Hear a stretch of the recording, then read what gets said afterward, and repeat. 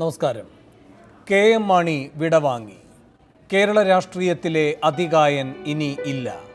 പാല അനാഥമായി. അരനൂറ്റാണ്ടിലധികം KM Mani എന്ന നേതൃദീപം ജ്വലിപ്പിച്ചു നിർത്തിയ കേരള കോൺഗ്രസിന് അതിൻ്റെ നാഥനെ നഷ്ടമായി. പരിചയസമ്പന്നരും പുതുതലമുറക്കാരും എല്ലാമുള്ള നല്ലൊരു ചേരുവയാണ് കേരള കോൺഗ്രസ് എം. അവർ ഇനി ഒരുമയോടെ തുഴയണം. ഒരുമ എന്ന ആ വികാരത്തിൻ്റെ പേരാണ് ഇനി KM മാണി. വരുന്നവർക്കെല്ലാം ഇടമുള്ള ലോകം, വിട്ടുപോയവരോട് വിരോധമില്ലാത്ത വീട്, കാലുഷ്യം അകന്ന് മടങ്ങി വരുന്നവരെ തെളിഞ്ഞ മനസ്സോടെ സ്വീകരിക്കാൻ മാണി കോൺഗ്രസിന് മടിയുണ്ടായിട്ടില്ല. ആ മനസ്സിൻ്റെ തെളിമ കാത്തു സൂക്ഷിക്കുകയാണ് കേരള കോൺഗ്രസ് എമ്മിൻ്റെ ഭാവി ദൗത്യം. വളരുകയും പിളരുകയും ചെയ്യുന്ന കേരള കോൺഗ്രസിൻ്റെ ചരിത്രത്തിൽ ഏറ്റിറക്കമില്ലാതെ നിന്ന പ്രായോഗികതയുടെ പര്യായം അവർക്ക് പറഞ്ഞുകൊടുക്കുന്ന പാഠവും അതായിരിക്കും. കേരളത്തിൻ്റെ സവിശേഷതയായ മുന്നണി രാഷ്ട്രീയത്തിൻ്റെ ഊടും പാവും നെയ്യുന്നതിൽ അദ്വിതീയമായ വൈദഗ്ധ്യം കാട്ടിയ KM മാണി. ഒരു പ്രാദേശിക പാർട്ടിക്ക് എത്ര കണ്ട് പ്രാമുഖ്യം നേടിയെടുക്കാനാകും, വിലപേശൽ ശേഷിയിലൂടെ വിലയുറ്റതാകാനാകും എന്ന് കാട്ടിക്കൊടുത്ത പ്രായോഗിക ബുദ്ധി. മുന്നണികളെ മാറി മാറി ഭരിച്ചപ്പോഴും അവസരവാദത്തിൻ്റെ ചെറിയ കള്ളിയിലേക്ക് ആർക്കും എഴുതിത്തള്ളാനാകാത്ത വിധം നയചാതുര്യവും തന്ത്രജ്ഞതയും തരം പോലെ പ്രയോഗിച്ച നേതാവ് KM മാണി അങ്ങനെ പലതുമാണ്. കർഷകമിത്രമാണ്, ഭരണവിദഗ്ധനാണ്, ചോദ്യം ചെയ്യപ്പെടാനാകാത്ത നേതൃഗുണവാനാണ്. കേരള രാഷ്ട്രീയം എന്ന മഹാഗ്രന്ഥത്തിലെ ആ വലിയ ഏടാണ് ഇന്ന് വൈകിട്ട് കണ്ണടച്ചത്. KM മാണിയുടെ രാഷ്ട്രീയ ജീവിതത്തെ വിലയിരുത്തുകയാണ് സൂപ്പർ പ്രൈം ടൈം ഇന്ന്. KM മാണിയെ അനുസ്മരിക്കാൻ കേരള കോൺഗ്രസ് ബി ചെയർമാനും ദീർഘകാലം KM മാണിയുടെ സഹയാത്രികനും ആയിരുന്ന ശ്രീ R ബാലകൃഷ്ണപിള്ള, ജനാധിപത്യ കേരള കോൺഗ്രസിൻ്റെ നേതാവ് ഫ്രാൻസിസ് ജോർജ്, കോൺഗ്രസ് വക്താവും മുൻ MLA-യുമായ ജോസഫ് വാഴക്കൻ, രാഷ്ട്രീയ നിരീക്ഷകൻ ഡോക്ടർ സെബാസ്റ്റ്യൻ പോൾ എന്നിവർ സൂപ്പർ പ്രൈം ടൈമിൽ.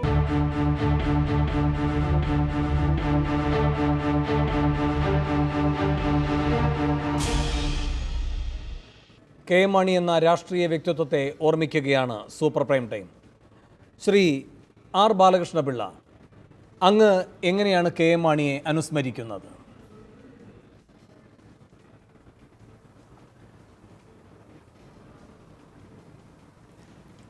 KM മാണിയെ ഞാൻ 1959 KPCC മെമ്പറായിരിക്കുന്ന കാലം പോലെ അറിയും. മാണി വന്ന് KPCC-യിലുണ്ട്. ഞാൻ രണ്ടാമത് പ്രാവശ്യമാണ് ചെന്നത് KPCC-യിൽ. മാണി KPCC മെമ്പറായിരുന്നു. അന്ന് മുതൽ KM മാണി എനിക്കറിയാം. പക്ഷേ കേരള കോൺഗ്രസ് ഉണ്ടാക്കിയ സമയത്ത് മാണി കോൺഗ്രസ് വിട്ടിരുന്നില്ല. മാണി കോൺഗ്രസ് വിട്ടത് 1965 ഇലക്ഷനിലാണ്. പാലാ നിയോജക മണ്ഡലത്തിൽ കേരള കോൺഗ്രസിൻ്റെ സ്ഥാനാർത്ഥിയായി നിൽക്കുകയും ജയിക്കുകയും ചെയ്തു. അന്നു മുതലാണ് വളരെ കൂടുതൽ അടുപ്പം ഞങ്ങൾ തമ്മിലുള്ളത്. ഞാനിന്ന് പാർട്ടിയുടെ ജനറൽ സെക്രട്ടറിയാണ്. അപ്പോൾ മാണി അന്നു പോലെ അറിയാം. പിന്നീട് മന്ത്രിമാരായിട്ട് ഞങ്ങൾ ഒരേ ദിവസം ഒരുമിച്ചാണ് സത്യപ്രതിജ്ഞ ചെയ്തത്. അത് 1975 ഡിസംബർ 25 എൻ്റെ ഓർമ്മ. ഇപ്പോഴെൻ്റെ ഓർമ്മ അതാണ്. ഞങ്ങൾ ഒരുമിച്ചാണ് മന്ത്രിമാരായിട്ട് സത്യപ്രതിജ്ഞ ചെയ്തത്. ഞങ്ങൾ ഒരു കക്ഷിയായിട്ടും രണ്ട് കക്ഷിയായിട്ടും പല മന്ത്രിസഭകളിലും ഒരുമിച്ച് അംഗങ്ങളായിരുന്നിട്ടുണ്ട്. അഭിപ്രായ വ്യത്യാസമൊക്കെ ഉണ്ടെങ്കിലും വ്യക്തിപരമായി യാതൊരു അഭിപ്രായ വ്യത്യാസവും ഉണ്ടായിരുന്നില്ല.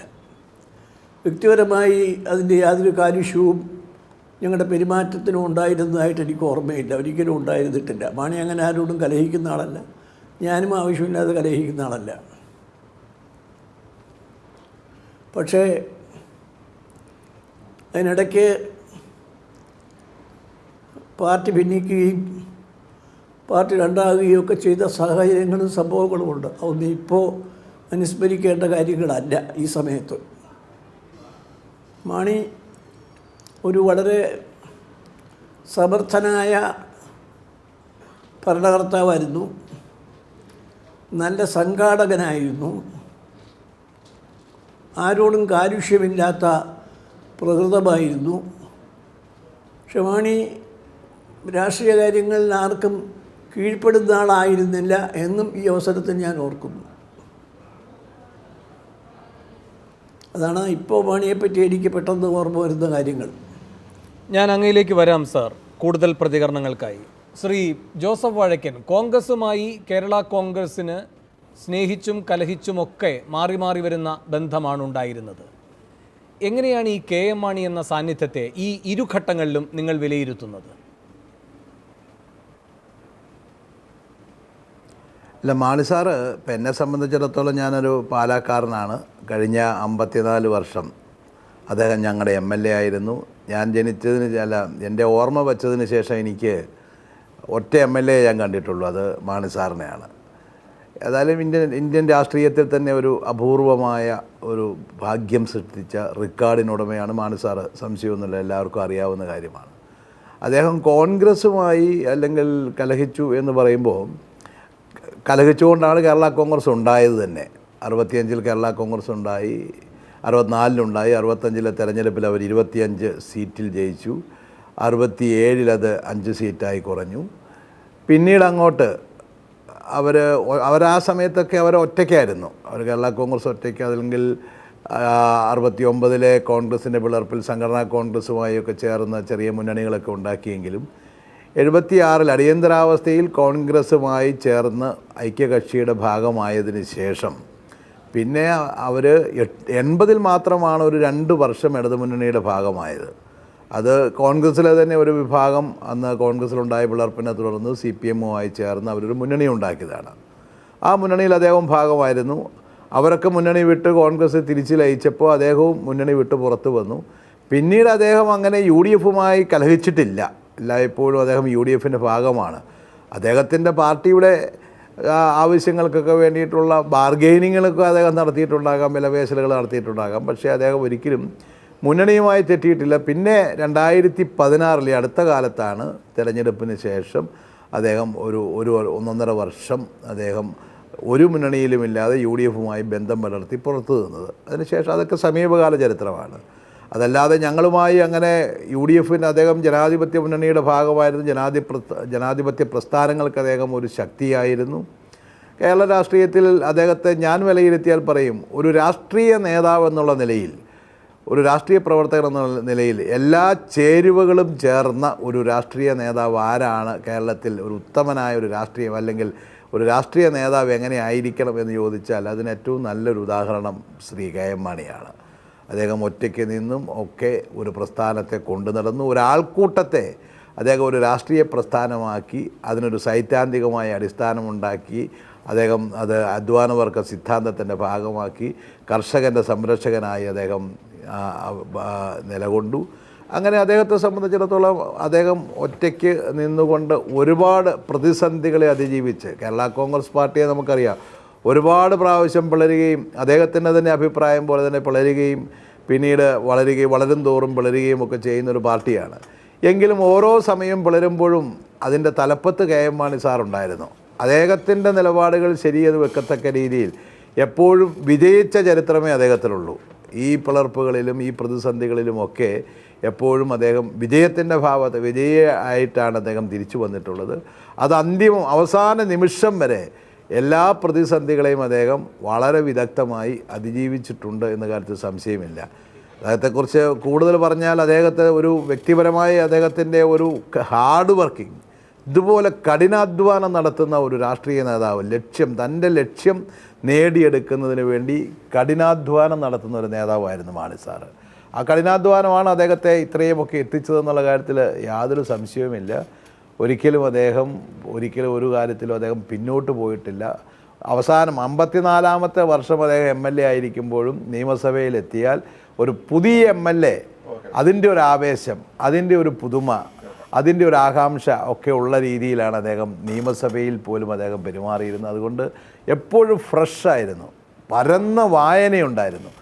ഏത് വിഷയം അവതരിപ്പിക്കുന്ന അദ്ദേഹത്തിനൊരു ശൈലി ഉണ്ടായിരുന്നു. ഇപ്പോൾ ഒരു യോഗത്തിൽ അദ്ദേഹം 8ാമതാണ് സംസാരിക്കുന്നതെങ്കിലും മാണി സാറ് സംസാരിക്കുമ്പോൾ അതിനകത്തൊരു പ്രത്യേകമായി ശ്രദ്ധിക്കുന്ന, എല്ലാവരുടെ ശ്രദ്ധ പിടിച്ചു പറ്റുന്ന ഒരു പ്രത്യേക അംശം ആ പ്രസംഗത്തിലുണ്ടാകും. അപ്പോൾ അത് മനോഹരമായി അവതരിപ്പിക്കും. പിന്നെ ഒരു ആൾക്കൂട്ടത്തെ അദ്ദേഹം കൊണ്ടു നടന്നു. തീർച്ചയായിട്ടും എല്ലാ ചേരുവകളും, നല്ല പ്രാസംഗികനാണ്, അത്യാവശ്യം നല്ല വിവരമുള്ള ഒരാളാണ്, നല്ല സംഘാടകനാണ്, ഒരു പാർട്ടിയെ കൊണ്ടു നടക്കാൻ ആവശ്യമായിട്ടുള്ള എല്ലാ മികവും ഉണ്ട്. ആളുകളെ കൂട്ടത്തിൽ കൊണ്ടു നടന്നിട്ടുണ്ട്. ഒരു ജനകീയത, പ്രത്യേകിച്ച് ജനങ്ങളിലേക്ക് ഇറങ്ങിച്ചെന്ന് ജനങ്ങളെ കൂടെ നിർത്തിയുള്ളൊരു രാഷ്ട്രീയം, ആ രാഷ്ട്രീയം ഒരുപക്ഷെ എനിക്ക് തോന്നുന്നത് കേരളത്തിൽ വളരെ സജീവമായി കൊണ്ടുവന്നതും Shri K M Mani sir തന്നെയാണ്. പണ്ടൊക്കെ കോൺഗ്രസ് രാഷ്ട്രീയമാണെങ്കിലും CPM മറ്റ് കമ്മ്യൂണിസ്റ്റ് രാഷ്ട്രീയങ്ങൾക്കൊക്കെ വേറൊരു നേതാവ് വേറൊരു തലത്തിൽ അങ്ങനെ നേരിട്ടുള്ള അണികളുമായി നേതാവ് നേരിട്ട് ബന്ധപ്പെടുന്നൊരു രീതിയായിരുന്നില്ല. ആ ഒരു രീതി വളരെ കൂടുതൽ കൊണ്ടുവന്നിട്ടുള്ള ഒരാളാണ്. അതുതന്നെയാണ് അദ്ദേഹം പാലായിൽ 54 വർഷം അദ്ദേഹത്തെ MLA ആക്കിയിട്ടുള്ളതും. തീർച്ചയായിട്ടും കേരള രാഷ്ട്രീയത്തിൽ നമ്മൾ പുതിയ രാഷ്ട്രീയ വിദ്യാർത്ഥികൾക്ക് പഠിക്കാൻ ഒരുപാട് കാര്യങ്ങൾ തന്നിട്ടാണ് അദ്ദേഹം പോയിരിക്കുന്നത്. അദ്ദേഹത്തെ കൃത്യമായി പഠിക്കേണ്ടതാണ്, പ്രത്യേകിച്ച് രാഷ്ട്രീയത്തിൽ വരുന്ന പുതിയ തലമുറ.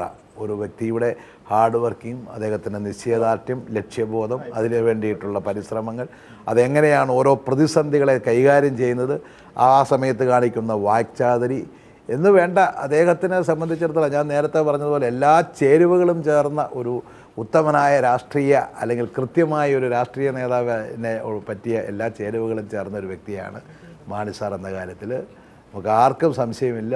ഞങ്ങളെ സംബന്ധിച്ച് ഞങ്ങൾക്ക് വലിയൊരു നഷ്ടം തന്നെയാണ് പാലായെ സംബന്ധിച്ചിടത്തോളം. എന്നും അതൊക്കെ പറഞ്ഞു കഴിഞ്ഞാൽ ഞങ്ങൾ കോൺഗ്രസ്സൊക്കെ പ്രാദേശികമായി പലപ്പോഴും കേരള കോൺഗ്രസുമായി കലഹിക്കാറുള്ളവരാണ് ഞങ്ങളൊക്കെ. പക്ഷേ ഒരഭിമാനം തന്നെയായിരുന്നു പാലായിൽ KM മാണി ഞങ്ങളുടെ നേതാവ്, ഒരു നാഥനുണ്ട് പാലായിൽ ഓരോ കാര്യങ്ങൾക്കും എന്നുള്ള ഒരു വിശ്വാസം ആ ജനതയ്ക്കുണ്ടായിരുന്നു. പ്രത്യേകിച്ച് കാർഷിക മേഖലയിൽ കർഷക ജനത, ഈ കർഷക ജനത തീർച്ചയായിട്ടും അദ്ദേഹം സത്യം പറഞ്ഞാൽ മധ്യ തിരുവിതാംകൂറിലെ ഒരു സുറിയാനി ക്രിസ്ത്യാനികൾ കത്തോലിക്കരുടെ ഒരു പ്രസ്ഥാനമായിട്ടാണ് അറിയപ്പെട്ടിരുന്നതെങ്കിലും ഒരിക്കലും അത് പുറമേ കാണിച്ചിരുന്നില്ല. അതിൻ്റെ ആരംഭഘട്ടത്തിൽ കേരള കോൺഗ്രസ് മന്നത്ത് പത്മനാഭനാണ് ആ പാർട്ടിയുടെ പേര് കൊടുത്തതും ആ പാർട്ടി ഉണ്ടാക്കുന്ന സമയത്ത് അദ്ദേഹത്തിൻ്റെയൊക്കെ പിന്തുണയും സഹായമൊക്കെ ഉണ്ടായിരുന്നു. പിന്നീട് അദ്ദേഹം അത് കർഷക ഒരു പ്രസ്ഥാനമാക്കി. എന്നാൽ അതിൻ്റെ പിന്നിൽ അടിസ്ഥാനപരമായി സാമുദായിക ശക്തികളുടെ പിന്തുണ ഉണ്ടായിരുന്നു എന്നുള്ളതൊരു സത്യമാണ്. എങ്കിലും അത് മറ്റു പല പാർട്ടികളെ പോലെ അതൊന്നും അത്ര പുറമേ അധികം കാണിക്കാതെ ഒരു കർഷകൻ്റെ പാർട്ടിയായി അദ്ദേഹം നിർത്താനായിട്ട് അദ്ദേഹം അവസാന നിമിഷം വരെ ശ്രമിച്ചിട്ടുണ്ട് എന്ന കാര്യത്തിൽ സംശയമൊന്നുമില്ല. എന്തായാലും അദ്ദേഹത്തിൻ്റെ ഒരു യാത്ര പറച്ചിൽ കേരള രാഷ്ട്രീയത്തിൽ ഒരു വലിയ അധികായൻ നമുക്ക് നഷ്ടപ്പെട്ടു പോയി. ഒരു പകരക്കാരനില്ലാത്ത, അല്ലെങ്കിൽ ഒരു ഇത് മാണി സാറിനെ കുറിച്ച് പറഞ്ഞാൽ അദ്ദേഹത്തിനെ സംബന്ധിച്ച ഒരു അതുല്യ പ്രതിഭയായിരുന്നു, സമാനതകളില്ലാത്ത, യാതൊരു സംശയവുമില്ല. ഞങ്ങൾക്ക് അദ്ദേഹത്തിൻ്റെ സ്മരണകൾക്ക് മുമ്പിൽ ഞാൻ ആദരാഞ്ജലികൾ അർപ്പിക്കാൻ കൂടി അവസരം ഉപയോഗിക്കുകയാണ്. ഡോക്ടർ സെബാസ്റ്റ്യൻ പോൾ, ഇവിടെ ഈ കർഷക മിത്രമായി അറിയപ്പെടുക, കർഷകനുമായി ഹൃദയബന്ധം സ്ഥാപിക്കാൻ കഴിയുക, അത് KM മാണിയുടെ ഒരു സവിശേഷതയായി വിലയിരുത്തപ്പെട്ടിട്ടുണ്ട്. അതുപോലെ രണ്ട് പ്രധാനപ്പെട്ട കാര്യങ്ങൾ അതുമായി ബന്ധപ്പെട്ട്. ഒന്ന്, കർഷകനും കർഷക തൊഴിലാളിയും രണ്ട് വിരുദ്ധ ധ്രുവങ്ങളിൽ നിൽക്കുമ്പോൾ അവർ ഒരേ നാണയത്തിൻ്റെ ഇരുവശവുമാണ് എന്ന നിലയിലുള്ളൊരു ഐക്യപ്പെടലിലേക്ക് എത്തിക്കുന്നതിൽ ഒരു വലിയ ചുവടുവയ്പ്പാണ് KM മാണിയിലൂടെ കണ്ടത് കേരളം എന്ന വിലയിരുത്തലുണ്ട്. ഒപ്പം കർഷകനെ അങ്ങ് ആ ഭൂമിശാസ്ത്രപരമായ മേഖലയുടെ സവിശേഷതയാൽ അംഗീകരിച്ചുകൊണ്ട് അതിൻ്റെ ഒരു ഐക്യത്തിൻ്റെ ഭാഗമായി മുന്നോട്ട് പോവുക എന്നതിനപ്പുറത്തേക്ക് അതിനൊരു ആശയം കൊടുക്കുക, ഒരു സിദ്ധാന്തം അതുമായി ബന്ധപ്പെട്ട് രൂപീകരിക്കുക, ഈ രണ്ട് കാര്യങ്ങൾ KM മാണി ചെയ്തതായി വിലയിരുത്തപ്പെടുന്നുണ്ട്. അങ്ങയുടെ പരിശോധനയിൽ അങ്ങ് എങ്ങനെയാണ് KM മാണിയുടെ ഈ രണ്ട് ഇടപെടലുകളെയും മനസ്സിലാക്കുന്നത്? ശ്രീ KM മാണിയെ കർഷക മിത്രം എന്ന് വിശേഷിപ്പിക്കുന്നതിൽ തെറ്റൊന്നുമില്ല. അദ്ദേഹത്തിൻ്റെ രാഷ്ട്രീയവും അതിൻ്റെ രാഷ്ട്രീയ പ്രസ്ഥാനവും കർഷകരുടെ പ്രത്യേകിച്ച് മലയോര കർഷകരുടെ താല്പര്യങ്ങൾക്ക് വേണ്ടിയാണ് നിലകൊണ്ടിരുന്നത് എന്ന കാര്യത്തിലും തർക്കമുണ്ടാവില്ല. കാൾ മാർക്സിൻ്റെ കാലത്ത് നിന്ന് ഈ തൊഴിലാളി മുതലാളി ബന്ധങ്ങൾ അല്ലെങ്കിൽ തൊഴിലാളി മുതലാളി എന്നീ പദങ്ങളുടെ നിർവചനത്തിൽ തന്നെ ആ കാലത്ത് നിന്ന് വലിയ മാറ്റങ്ങളുണ്ടായിട്ടുണ്ട്. അവയൊക്കെ ഉൾക്കൊണ്ടുകൊണ്ടാണ് മാർക്സിസത്തിന് ബദലായി ഒരു അധ്വാനവർഗ പ്രത്യയശാസ്ത്രം അവതരിപ്പിക്കുന്നതിനുള്ള ചങ്കൂറ്റമോ അല്ലെങ്കിൽ ധൈര്യമോ ശ്രീ KM മാണി കാണിച്ചത്. മറ്റാരെങ്കിലുമാണ് അത് ചെയ്തിരുന്നതെങ്കിൽ അതൊരു പരിഹാസമായി മാറുമായിരുന്നു. പക്ഷേ KM മാണി വളരെ ഗൗരവത്തോടെ ഒരു സിദ്ധാന്തം അവതരിപ്പിച്ചു. ഇന്ന് അതാരും വായിക്കുകയോ ചർച്ച ചെയ്യുകയോ ചെയ്യുന്നുണ്ടോ എന്നെനിക്ക് അറിഞ്ഞുകൂടാ.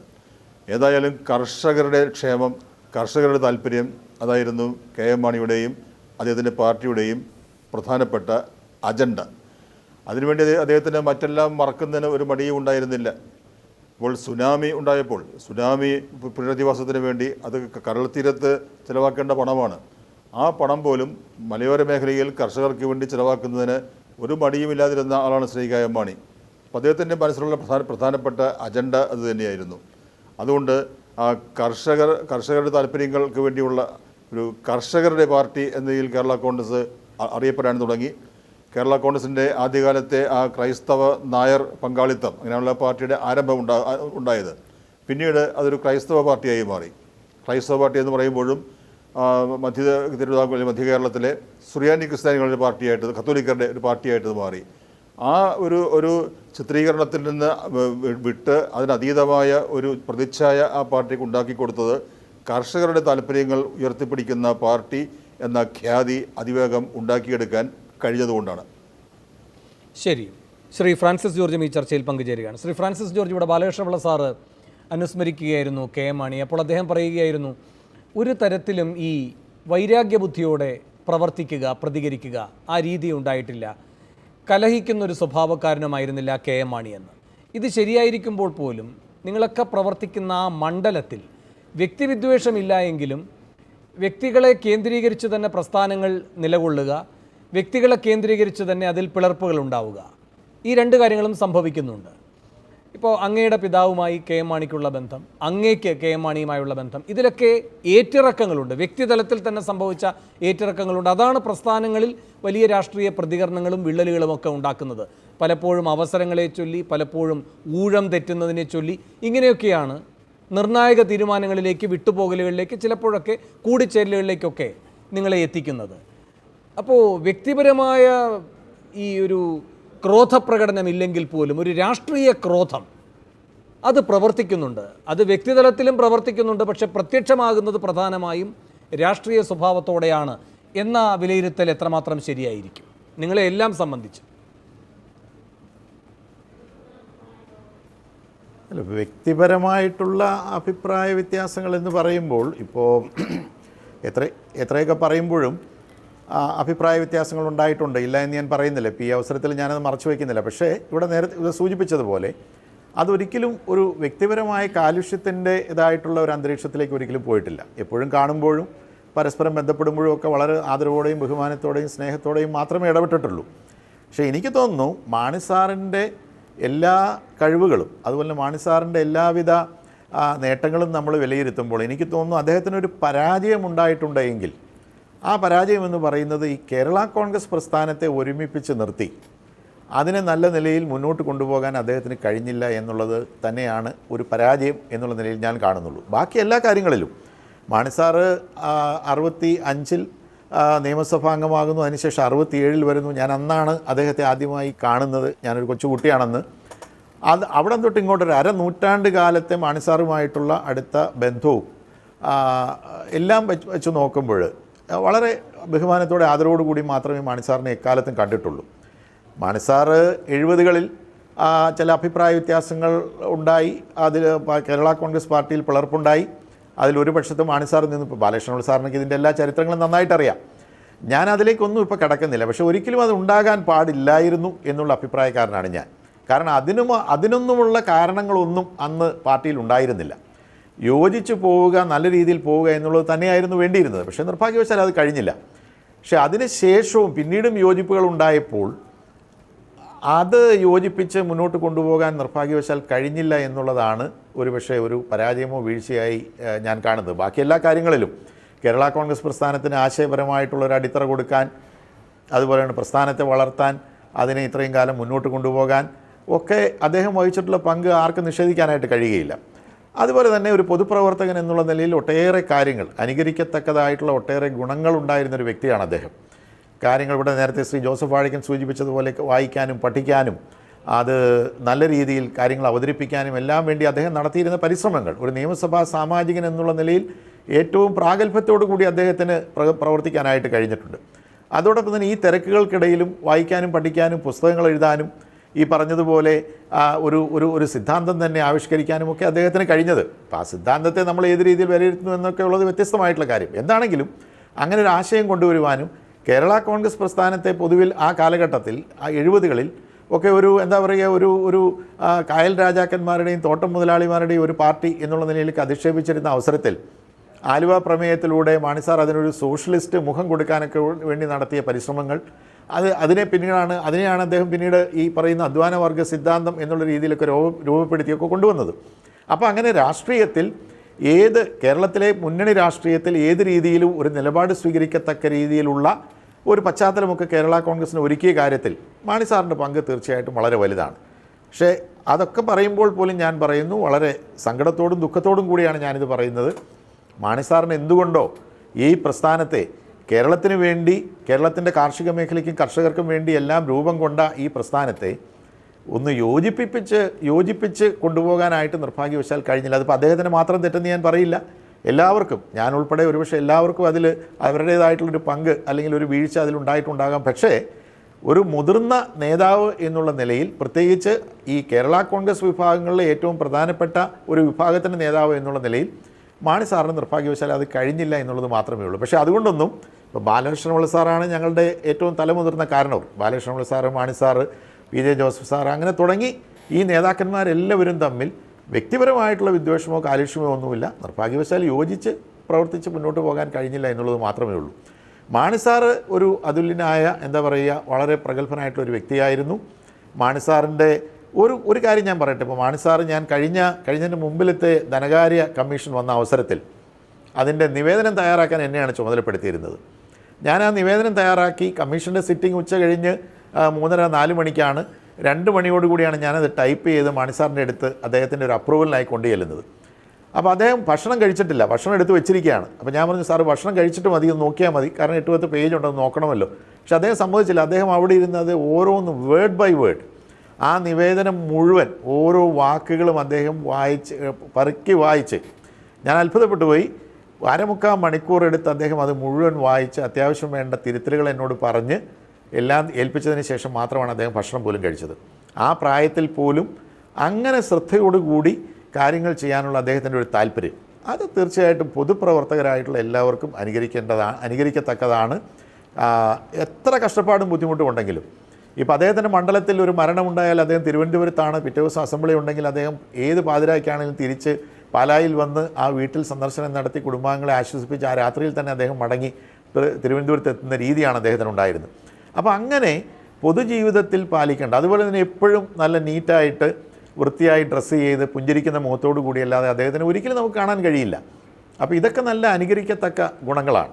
അപ്പം അങ്ങനെയെല്ലാം നല്ല ഒരു എന്താ പറയുക, ഒരു പാരമ്പര്യം, ഒരു ലെഗസി ഒരു തന്നിട്ടാണ് അദ്ദേഹം കടന്നു പോകുന്നത്. അത് കേരള കോൺഗ്രസ്സുകാർക്ക് മാത്രമല്ല, കേരളത്തിലെ എല്ലാ പൊതുപ്രവർത്തകർക്കും അനുകരിക്കത്തക്ക ഒട്ടേറെ നല്ല ഗുണവിശേഷങ്ങളുണ്ടായിരുന്ന ഒരു വ്യക്തി തന്നെയാണ് മാണിസാറ്. മാണിസാറിനോട് പല കാര്യങ്ങളും വിയോജിപ്പുണ്ടായിരുന്നപ്പോൾ പോലും ഈ കാര്യങ്ങളെയൊക്കെ ഞങ്ങളൊക്കെ വളരെ ആദരവോടെയും വളരെ ബഹുമാനത്തോടും കൂടിയാണ് തീർച്ചയായിട്ടും കണ്ടിരുന്നത്. ശരി, ശ്രീ ബാലകൃഷ്ണപിള്ള സാർ, അങ്ങ് പറയുകയുണ്ടായി കലഹിക്കുന്ന മനസ്സ് ഇല്ല വ്യക്തികളോട്, KM മാണിക്കെന്ന്. എന്നാൽ വ്യവസ്ഥാപിത സംവിധാനങ്ങളോട് കലഹിക്കുന്ന ഒരു രീതി അദ്ദേഹത്തിൻ്റെ വ്യക്തിത്വത്തിലുണ്ടായിരുന്നോ? ഇവിടെ ശ്രീ ഫ്രാൻസിസ് ജോർജ് ചൂണ്ടിക്കാട്ടിയ സാമ്പത്തിക പ്രമേയം ആലുവയിലെ, അത് ഈ കേന്ദ്ര സംസ്ഥാന ബന്ധങ്ങളെ പൊളിച്ചെഴുതേണ്ടതുണ്ട് എന്ന ശക്തമായ ആഹ്വാനം നൽകുന്നതായിരുന്നു. അതുപോലെ തന്നെ ഈ പറയുന്ന വർഗപരമായൊരു നിലപാടിൽ കർഷകരെയും കർഷക തൊഴിലാളികളെയും അങ്ങോട്ടും ഇങ്ങോട്ടും കലഹിക്കുന്ന രൂപത്തിലല്ല കാണേണ്ടത്, അവരുടെ ഒരു ഐക്യനിര ഉണ്ടാക്കിയെടുക്കുക. അതുപോലെ തന്നെ സംഘടനാപരമായി നോക്കുമ്പോൾ ഞങ്ങൾ ഒറ്റയ്ക്ക് നിന്ന് 22 സീറ്റ് നേടിയിട്ടുണ്ട്. അത് ഈ അടുത്ത കാലത്ത് ഇരുമുന്നണികളെയും വിട്ടു നിൽക്കാനുള്ള തീരുമാനമെടുക്കുന്ന ഘട്ടത്തിലും അദ്ദേഹം ഓർമ്മിക്കുന്നുണ്ട്. അപ്പോൾ രാഷ്ട്രീയ പ്രസ്ഥാനത്തിൻ്റെ കരുത്ത് ആ രൂപത്തിൽ എന്ത് തരത്തിലുള്ള വലിയ ശാക്തിക ചേരികൾ ഇവിടെ ഉണ്ടെങ്കിലും അതിനെ വെല്ലുവിളിക്കാൻ പോകുന്നതാണ് എന്ന ഓർമ്മപ്പെടുത്തൽ, അത്തരം കാർക്കശ്യങ്ങൾ KM മാണി എന്ന രാഷ്ട്രീയ വ്യക്തിത്വത്തിനുണ്ടായിരുന്നോ?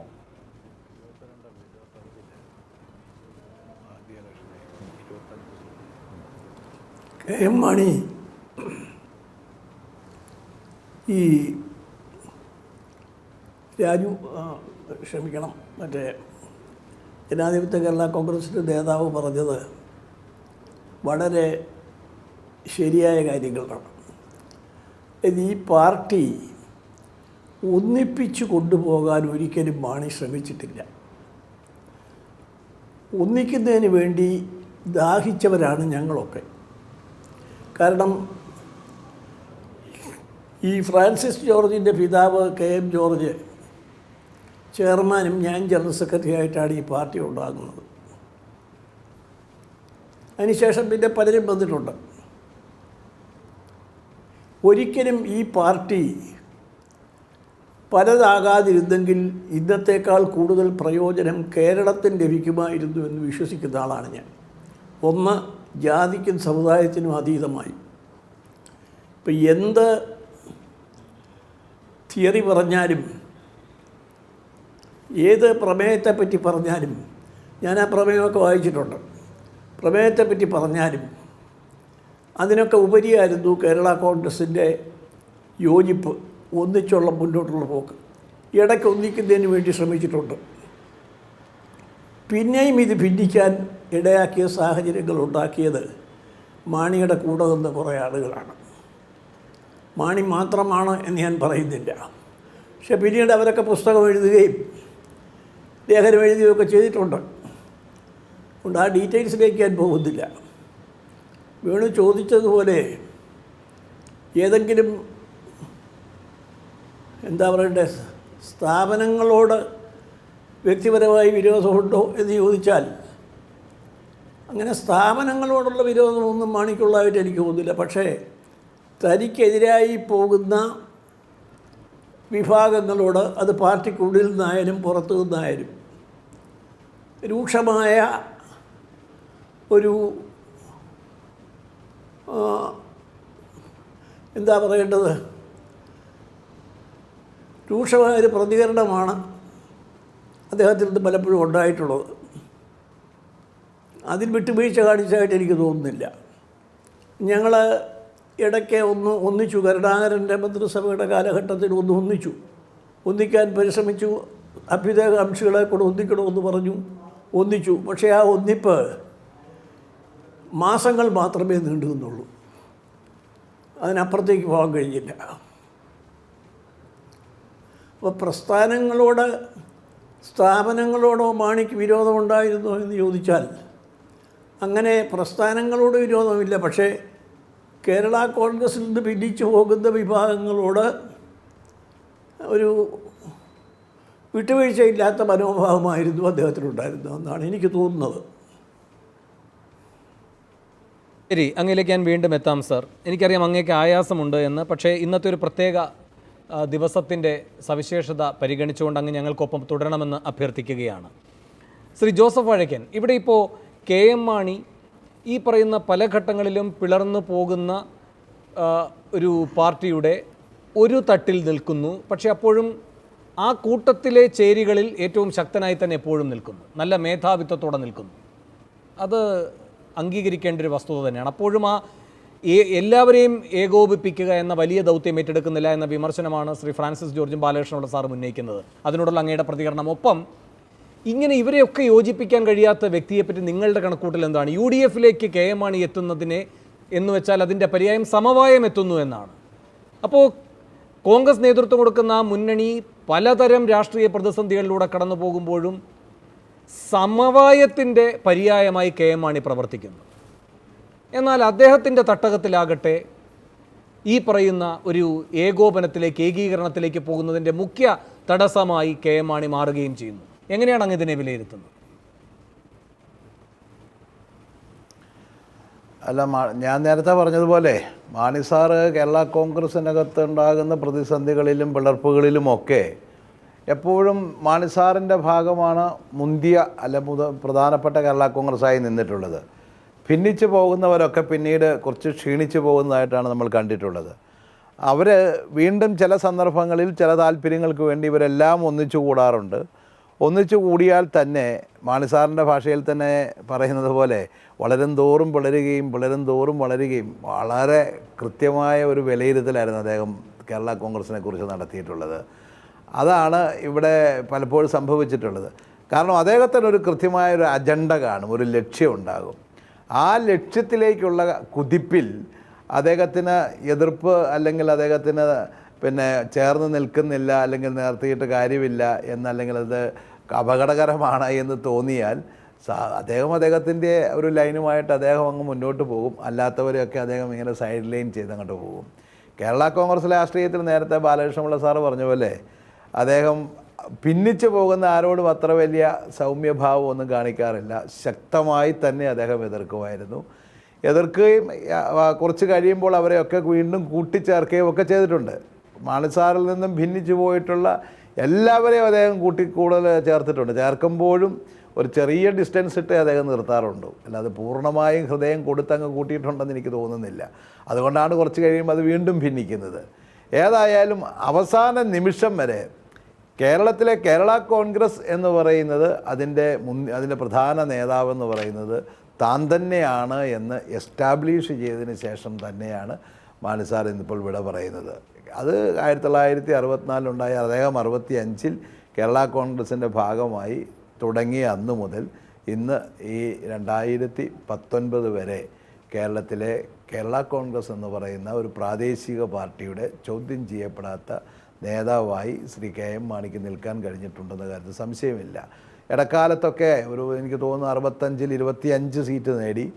അതിനുശേഷം ഇടക്കാലത്തൊക്കെ 70കളിലൊക്കെ ആയപ്പോഴത്തേക്കും ഒരു വലിയ ശക്തമായ ഒരു പ്രാദേശിക പാർട്ടി. അപ്പോൾ അന്നൊക്കെ ഈ DMK ഉൾപ്പെടെയുള്ള ചില പ്രാദേശിക പാർട്ടികളൊക്കെ ഇന്ത്യയിലെ പല സംസ്ഥാനത്തുമൊക്കെ ഉദയം ചെയ്ത് അധികാരത്തിലേക്ക് വരുന്ന ഒരു സമയത്തൊക്കെ എന്തുകൊണ്ട് കേരള കോൺഗ്രസിനായിക്കൂടാ എന്നൊക്കെ ഞങ്ങളുടെ മധ്യ തിരുവിതാംകൂറിലെ കുറേ ആളുകളിലെങ്കിലും മനസ്സിൽ ഒരു ചിന്തയൊക്കെ ആ സമയത്ത് ഉണ്ടാക്കിയെടുക്കുന്നതിലൊക്കെ വിജയിച്ചിട്ടുണ്ട്. പക്ഷേ അതൊന്നും മുന്നോട്ട് പോകുന്ന കാര്യമൊന്നും ആയിരുന്നില്ല. എങ്കിലും മലയോര മേഖലയിലെ കർഷകരുടെ ഇടയിലും പ്രത്യേകിച്ച് നേരത്തെ ഞാൻ പറഞ്ഞ സാമുദായിക ചില ഈ കത്തോലിക്ക വിഭാഗങ്ങൾ, സൊറിയാനി കത്തോലിക്ക വിഭാഗങ്ങളിലൊക്കെ ഒരു പ്രധാനപ്പെട്ട ശക്തിയായി വർഷങ്ങളോളം നിൽക്കാൻ കഴിഞ്ഞിട്ടുണ്ട്. പിന്നീട് കേരള കോൺഗ്രസ് പ്രസ്ഥാനങ്ങൾക്കകത്തൊക്കെ പ്രശ്നങ്ങൾ വരുമ്പോൾ അവർ തന്നെ പലപ്പോഴും ഈ ബിഷപ്പുമാരെയൊക്കെ അവരുടെ പ്രശ്നങ്ങൾ പരിഹാരത്തിന് മധ്യസ്ഥരായി ഒക്കെ ഉപയോഗിച്ചിട്ടുണ്ട്. ദീപിക പത്രത്തെ ഉപയോഗിച്ചിട്ടുണ്ട്. അങ്ങനെയൊക്കെയാണ് അവർ പിന്നീട് ഈ സഭയുമായി കൂടുതൽ ഐഡൻറ്റിറ്റി അതിനുണ്ട് എന്നുള്ള ഒരു ധാരണ വന്നിട്ടുള്ളത്. ഇതിൻ്റെ ആദ്യഘട്ടത്തിൽ അങ്ങനെ ഒന്നുമില്ലായിരുന്നു എന്നാണ് ഞാൻ മനസ്സിലാക്കിയിട്ടുള്ളത്. പക്ഷേ പിന്നീടത് ആ ഒരു ധാരണയിലേക്ക് വന്നു. എന്തായാലും മാണിസാറിനെ സംബന്ധിച്ചിടത്തോളം ആരൊക്കെ ഇടപെട്ടു എന്ന് പറഞ്ഞു കഴിഞ്ഞാലും അദ്ദേഹം പറയുന്നിടത്താണ് ശരിയെന്നും അല്ലെങ്കിൽ അദ്ദേഹം പറയുന്നതാണ് നടക്കുന്നതെന്നും ബോധ്യപ്പെടുത്തിക്കൊണ്ട് തന്നെയാണ് അദ്ദേഹം മുന്നോട്ട് പോയിട്ടുള്ളത്. അതിനകത്ത് നമുക്ക് തോന്നും ചിലപ്പോൾ സഭാപിതാക്കന്മാരെല്ലാം ഇടപെട്ട് ചില ഒത്തുതീർപ്പുണ്ടാക്കി. അതൊന്നും അദ്ദേഹത്തെ സംബന്ധിച്ച് വലിയ പ്രശ്നമായിട്ട് എനിക്ക് തോന്നിയിട്ടില്ല. അദ്ദേഹത്തിൻ്റെ ലക്ഷ്യം എന്താണോ അതിലേക്ക് വേണമെങ്കിൽ അവരെയൊക്കെ അദ്ദേഹം ഉപയോഗിച്ചിട്ടുണ്ടാകും എന്നുള്ളതല്ലാതെ അദ്ദേഹം അങ്ങനെ ആരുടെയെങ്കിലും മുമ്പിൽ സറണ്ടർ ചെയ്ത് കൊടുത്തതായി എനിക്ക് തോന്നുന്നില്ല. അതുകൊണ്ട് തന്നെയാണ് അദ്ദേഹത്തിന് ഇത്രയും കാലം അദ്ദേഹം 76 പിന്നെ കേരള കോൺഗ്രസ് ചേർന്നെങ്കിലും അദ്ദേഹം 77 ഗവൺമെൻറ്റിൽ അദ്ദേഹം മന്ത്രിയാകുന്നു എന്ന് എനിക്ക് തോന്നുന്നു. അതിനുശേഷം ഇങ്ങോട്ട് വന്ന എല്ലാ മന്ത്രിസഭകളിലും അദ്ദേഹമുണ്ട്. ഇടയ്ക്ക് 2 വർഷമേ ഇടതുപക്ഷമായിട്ട് ചേർന്നിട്ടുള്ളൂ. എന്നും ജനാധിപത്യ ചേരിയുടെ ആൾ തന്നെയായിരുന്നു. പക്ഷേ നമുക്കിപ്പോൾ ആളുകൾ ചർച്ച ചെയ്യുമ്പോഴൊക്കെ ആളുകൾ വിചാരിക്കും അദ്ദേഹം എപ്പോഴും വില പേശി അങ്ങോട്ട് ചാടും ഇങ്ങോട്ട് ചാടും. അങ്ങനെയൊന്നുമില്ല. അവസാനം അദ്ദേഹത്തിൻ്റെ തലയിൽ മുഖ്യമന്ത്രി സ്ഥാനത്തിന് ശ്രമിക്കാൻ പോയി എന്ന് പറഞ്ഞുകൊണ്ടുള്ള ഒരു ധാരണയുണ്ട്. അതെനിക്ക് തോന്നുന്നത് അദ്ദേഹത്തിൻ്റെ കൂട്ടത്തന്നെ അന്നുണ്ടായിരുന്ന ചില ആളുകളെല്ലാം കൂടി അങ്ങനെ ചില മോഹങ്ങളൊക്കെ ഉണ്ടാക്കുകയും അങ്ങനെ ചില വാർത്തകൾ പുറത്തു വിടുകയൊക്കെ ചെയ്തിട്ടുള്ളതാണ്. അദ്ദേഹം അത് എത്രമാത്രം ആ ഒരു മോഹവുമായി മുന്നോട്ട് പോയി എന്നുള്ളതിനെക്കുറിച്ച് ഇന്നും ഒരു തർക്ക വിഷയമാണ്. അത് ഞങ്ങൾക്കറിയില്ല. അതുമായിട്ട് ബന്ധപ്പെട്ടാണല്ലോ പിന്നീട് കേരള കോൺഗ്രസ് അദ്ദേഹം മാറി നിൽക്കാൻ കാരണം അതാണ്, അദ്ദേഹത്തെ ചതിച്ചു എന്നൊക്കെ പറഞ്ഞുകൊണ്ടുള്ള ചില പ്രചരണങ്ങളൊക്കെ ഇറങ്ങിയല്ലോ. അതൊന്നും അത്രമാത്രം ശരിയാണെന്ന് എനിക്ക് തോന്നുന്നില്ല. പക്ഷേ മോഹം ഉണ്ടാക്കാൻ ആരെങ്കിലും ഒക്കെ ശ്രമിച്ചിട്ടുണ്ടാകാം. ശരി ശ്രീ വാഴക്കൻ, ഞാൻ ഇടപെടുകയാണ്. ഞാൻ ഇടവേളയിലേക്ക് പോവുകയാണ്. ഇടവേളയ്ക്ക് ശേഷം മറ്റതിഥികളുടെ പ്രതികരണങ്ങളിലേക്ക്.